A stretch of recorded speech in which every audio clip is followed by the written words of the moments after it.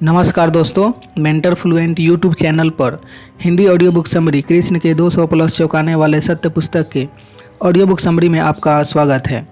Episode 50। Krishna के माता पिता कौन थे? जैसा कि सबको विदित है, देवकी के गर्भ से वासुदेव जी के पुत्र कृष्ण का जन्म हुआ था।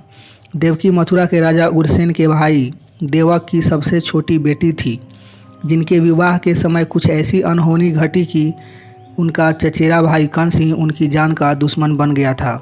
फिर तो कैद में ही उनके सारे वैवाहिक सपने दफन हो गए, यहाँ तक कि उन्हें अपने 7 बच्चों की कुर्बानी भी देनी पड़ी थी। फिर जाखोरा के सैया की तर्ज पर कृष्ण को बचाने हेतु कई ओर से एक साथ प्रयास किए गए और वे सफलतापूर्वक बचा भी लिए गए। इस बाबत विस्तार से पढ़ने हेतु आप मेरी किताब मैं कृष्ण हूँ पढ़ सकते हैं, जो 6 खंडों में प्रकाशित हो चुकी है। इस किताब को पढ़ने का एक सीधा फ़ायदा यह होगा कि आपको पुराण दर पुराण भटकना नहीं पड़ेगा। सारे पुराण अलग अलग समय में अलग अलग लोगों द्वारा लिखे गए हैं और उन सभी लेखकों ने अपने अपने मत व दर्शन का प्रचार करने के लिए तथ्यों के साथ बड़े पैमाने पर छेड़छाड़ की है, जिस कारण अक्सर पाठकगण या तो भटक जाते हैं या किसी एक में उलझ जाते हैं। इसका कारण यह है कि सबकी विवेकपूर्ण सूक्ष्म आँख जागृत नहीं होती कि वे यथार्थ का निर्णय कर सके। लेकिन उपरोक्त किताब तुलनात्मक व गहन शोधपरक अध्ययन के बाद लिखी गई है। वैसे कृष्ण के जन्म तथा उनके माता पिता के बारे में इस वर्तमान किताब में भी अन्य प्रश्नों के उत्तर में काफ़ी कुछ कहा जा चुका है। इस किताब को शुरू से अंत तक पढ़ लेने से भी प्रश्न की तृप्ति होनी सुनिश्चित है। यहाँ अगर मैं सारांश में आपके प्रश्न का उत्तर दूँ तो कृष्ण के जन्म देने वाले माता पिता थे देवकी और वासुदेव जी, तथा उन्हें पालने वाले माता पिता थे यशोदा और नंद बाबा। कृष्ण के मित्र कौन कौन थे? कृष्ण का जीवन शत्रु रूपी कांटों से ही भरा हुआ था, बल्कि उनके जीवन की शाखों पर मित्रता के भी फूल खिले थे, और वे फूल ऐसे थे जिनकी मिसालें आज तक दी जाती हैं और आगे भी दी जाती रहेंगी।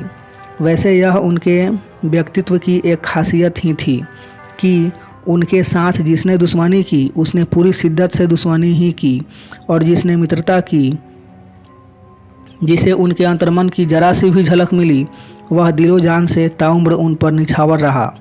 कृष्ण की बाल क्रीड़ा का वर्णन महाभारत में तो नहीं के बराबर उपलब्ध है, खासकर उत्तर भारत में प्रचलित नीलकंठी भाष्य में तो बिल्कुल नहीं है, लेकिन पुराणों में उनकी बाल क्रीड़ा भरी हुई है।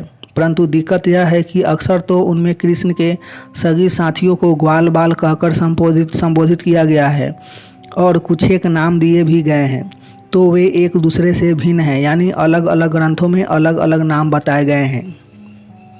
दूसरी बात यह कि गोकुल वृंदावन के एक भी साथी उनके बाद के जीवन में दिखाई नहीं देते हैं, इसलिए उनके मित्रों की फहरिस्त मथुरा से ही शुरू होती है। ऐसा कहना पड़ता है। हाँ, कोई अगर उनके बड़े भाई बलराम को भी उनका एक मित्र माने तो कहा जा सकता है कि उनका मित्र बलराम गोकुल वृंदावन से ही मृत्यु पर्यंत उनके साथ रहा था। यहाँ कृष्ण के कुछ प्रमुख मित्रों के नाम सूचीबद्ध किए जा रहे हैं, जो मथुरा तथा बाद के जीवन में उनसे जुड़े और उम्र भर उनके होकर रहे। उद्धव, ये कृष्ण के ही चचेरे भाई थे और अपने माता पिता के साथ मथुरा में रहते थे। उन्हें कृष्ण की तरह जंगलों की खाक नहीं छाननी पड़ी थी, बल्कि ये मथुरा की नगरीय सभ्यता में पले बढ़े थे और उन्होंने विधिवत शिक्षा भी प्राप्त की थी। इतना ही नहीं, वे कंस के दरबार में एक सम्मानित सभासद भी थे और राजा कंस के वे एक विश्वास पात्र भी माने जाते थे। इसका सबूत यह कि वृंदावन से गोकुल बलराम को बुलाकर लाने के लिए अक्रूर और वासुदेव जी के साथ उद्धव का नाम भी लिया गया था। इस प्रसंग का वर्णन इस किताब में भी यथास्थान हुआ है, जिसे यहाँ दोहराने की ज़रूरत नहीं है। कृष्ण की उद्धव से पहली मुलाकात मथुरा में ही होती है। उद्धव जब कृष्ण के कहने पर वृंदावन गए तो वहाँ उनको कोई पहचानता भी नहीं था। सात्यक, इनका वास्तविक नाम युयुधान था, लेकिन सत्यक का पुत्र होने के कारण संस्कृत ग्रंथों में ज़्यादातर इन्हें सात्विक ही कहा गया है। और इसलिए वे सातयी के नाम से ही प्रसिद्ध हुए थे। ये भी कृष्ण के ही वृषणवंश से ताल्लुक़ रखते थे और बड़े वीर योद्धा थे। उद्धव की तरह इन्होंने भी कृष्ण से निस्वार्थ मित्रता निभाई थी। कठिनतम अभियानों पर योद्धाओं को भेजना होता तो कृष्ण सबसे पहले सात्विक पर ही भरोसा करते थे। कृष्ण की अनुपस्थिति में जब भी किसी ने द्वारका पर हमला किया तो उस समय सैनिकों की अग्रिम पंक्ति में सात्विक भी होता था। यही नहीं, महाभारत के युद्ध में जब द्वारका की शक्ति का विभाजन हुआ था तो एक तरफ अकेले कृष्ण को रहना था और दूसरी तरफ द्वारका की यादव सेना को रहना था। उस समय दुर्योधन के हिस्से में द्वारका की सेना गई थी। तब कायदे से तो सात्विक को दुर्योधन की ओर से ही लड़ना था, लेकिन उन्होंने द्वारका की सेना से खुद को तथा अपने सैनिक पुत्रों को इसलिए अलग कर लिया था कि एक पल को भी कृष्ण का साथ न बिछड़े। उन्होंने पुत्रों सहित पांडवों की ओर से ही लड़ना चुना था। कृष्ण और सात्विक के मित्रता भी अभिन्नता का यह एक दुर्लभ उदाहरण है जो इतिहास में शायद ही कहीं मिले। उग्रसेन, वैसे तो इनका स्थान कृष्ण से 2 पीढ़ी ऊपर था, लेकिन ये उनके नाना कम मित्र ज़्यादा थे। आज की तारीख में उपलब्ध सारे ग्रंथों का निचोड़ निकालकर कहा जाए तो यही बात सामने आती है कि उग्रसेन तो कृष्ण की निस्वार्थता पर कंस व वध के समय ही फिदा हो गए थे।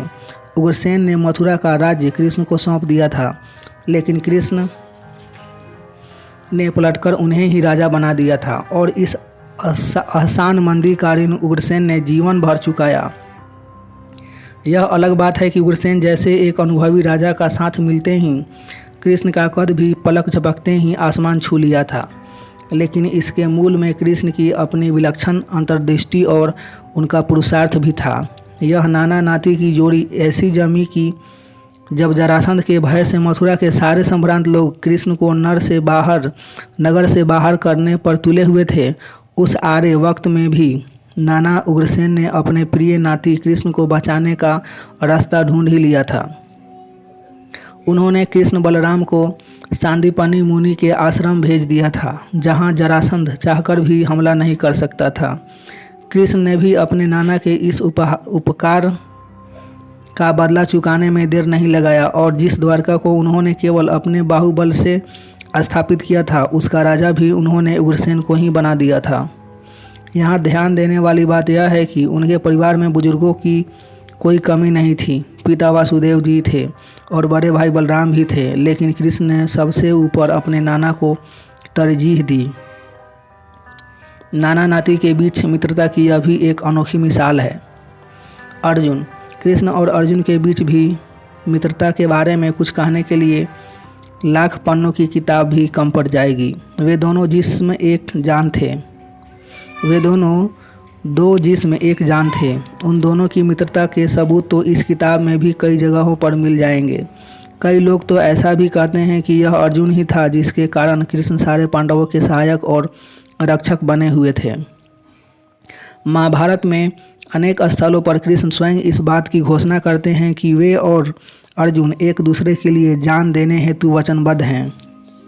इस बात के भी एकाध उदाहरण आपको इस किताब में मिल जाएंगे। कृष्ण को अपने फुफेरे भाई और अभिन्न मित्र अर्जुन पर इतना विश्वास था कि उसके हाथों अपनी सगी बहन का अपहरण करवाने से भी वे पीछे नहीं हटे थे।